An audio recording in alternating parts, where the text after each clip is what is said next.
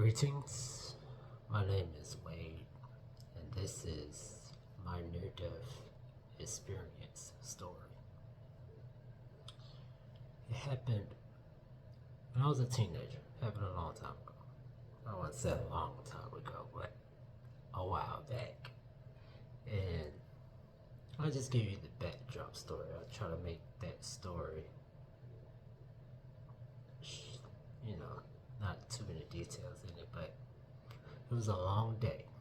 It's a lot that transpired to that event. Um,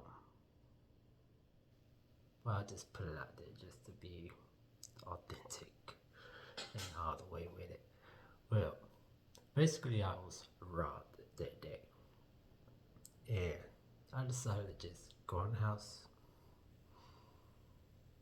play my little PlayStation. At the time, we played games, playing the PlayStation or whatnot, and I had a call from an old friend of mine. It's like, oh, it was this rapper around this time in our city that was supposed to perform at this little venue that was across the street from another friend's house. So it's like, and I told him what happened to him. It's like, no, don't worry about it. We got everything here. Just bring a party favor. So he convinced me to go, and I went. And when I got there, they had this drinking game where if you was to sit at the table, had to pour a so-called shot, but it wasn't necessarily a shot. It was,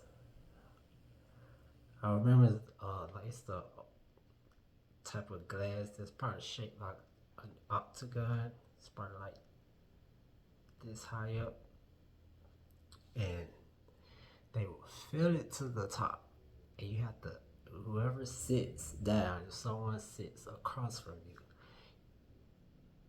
they both have to take the shot, or so-called shot. But that was way more than a triple. So, me being me, I want to say I drank maybe four, maybe five. I know I had a couple of drinks before that,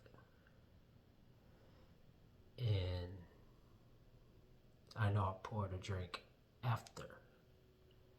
After I said I wasn't gonna sit down at the table anymore. So time went on. It was time to go to the spot where the rapper is supposed to be. And keep in mind that my friend lived like in walking distance, like basically across the street. So I do remember putting on a boot. I remember putting on a boot. Don't remember putting on the other one. I don't know if I still had the fleece on or not, but I just remember putting on a boot. Don't remember going out. Don't remember going to the place. I don't remember arguing with the lady at the, when it was exchanging money and get the tickets or whatnot. Don't remember arguing with the lady. But I do remember pushing the door open. And in my mind, I was like, oh, it's just carpet. I'm gonna let myself go.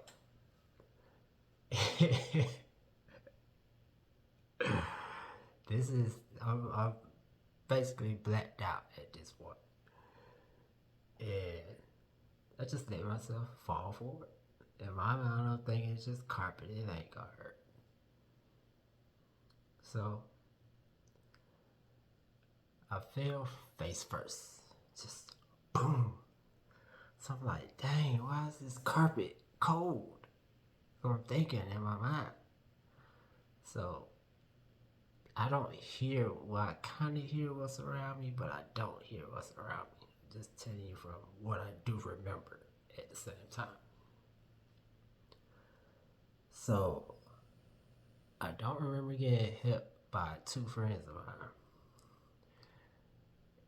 And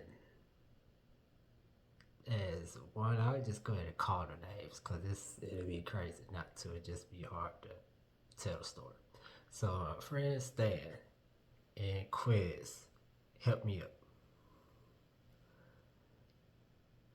Quiz gets distracted by, well, this is what was told to me. Quiz get distracted by someone, and they end up getting, I guess it was his girlfriend or something, I don't know. But some kind of way he let my shoulder go. Stan turned around, let me go, trying to get him to come back, and boom, I fall again. So they tell me after this point, they tell me that they get me in the car. But this is the part that was told to me. At this point, I'm only with another friend named Antonio. So Antonio tells me this part of the story where I'm in the back seat. He's with me. He said I was speaking in tongues and mumbling and all type of stuff. So Antonio tells me that he started beating me in my chest and slapping me in my face and screaming my name. And this is what I do remember. I remember a voice screaming my name. But as he was screaming my name, it was like somebody had the radio knob slowly turning it to like 0. But as his voice got faint, I felt myself rising at the same time. Just floating. I felt myself floating. And when I didn't hear his voice anymore, I was just at this point where I don't know, where I couldn't go any further. And I don't know, it's just this feeling that came over me. There's really no words for this feeling. I guess the best I can say is bliss, but I don't even know what bliss is. It was the most profound feeling of love and comfort and peace, and I don't know, like I said, it's really no word for that feeling.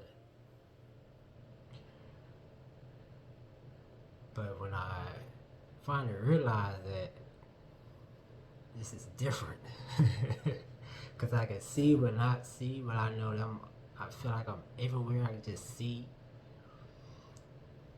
And I was about to say, oh, shh, before I got the last word out, it was like a presence, just a whoosh. And it was like this connection that I had, and from that point, it was like another little sway. I went to this one point where, it was just a lot of flashes just in front of me real fast, and I can see basically my life, everything that happened in my life before that event. But in the midst of that, I was in every person's shoes or body, so to speak, that I encountered. And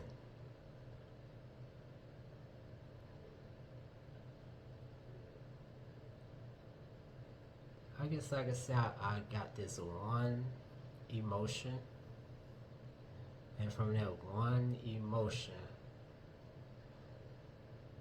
I heard like a very soft but loud voice. Was like, not time.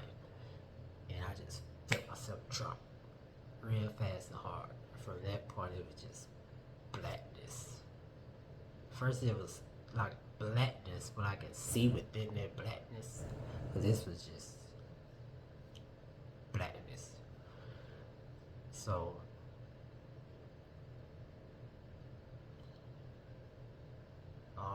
when I finally wake up, I'm in this bed,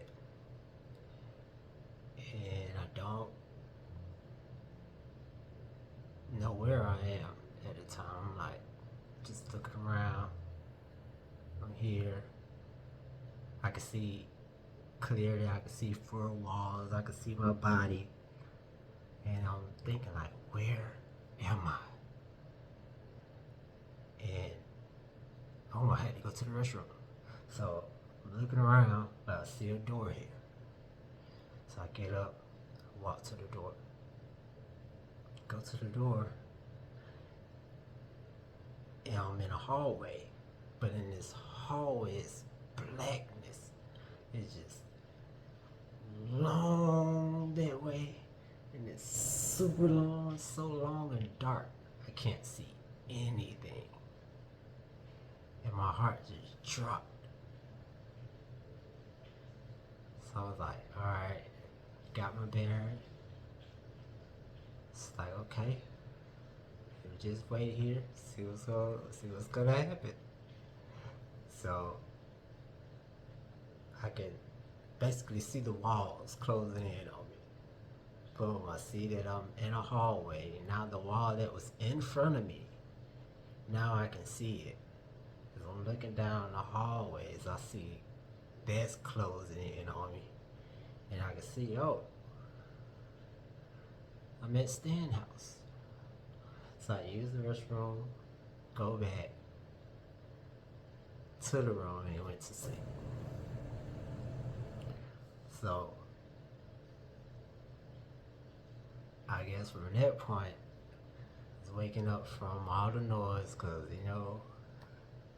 after a long big party, sometimes, the friends come and just reminisce, so they just be chilling around. But hey, everybody had to come check on me, I guess.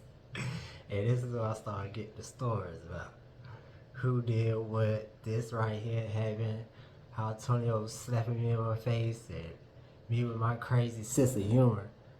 I was like, oh, so this is how I get these scars on my face, because I guess when I fell, I had just a scar from my forehead down all the way to my mustache, where hair didn't grow right here for a long time. So at that time, I didn't tell them what I experienced. And because I'm still trying to grasp it, trying to understand what I just went through. But I did get the sense of this is only, I wouldn't say only a school, but this is not the only life that you have. There's more to this place. But what you do here is important. How you treat people is important. Because I guess what I experienced was the judgment, basically. So just know that what you do here, it is something to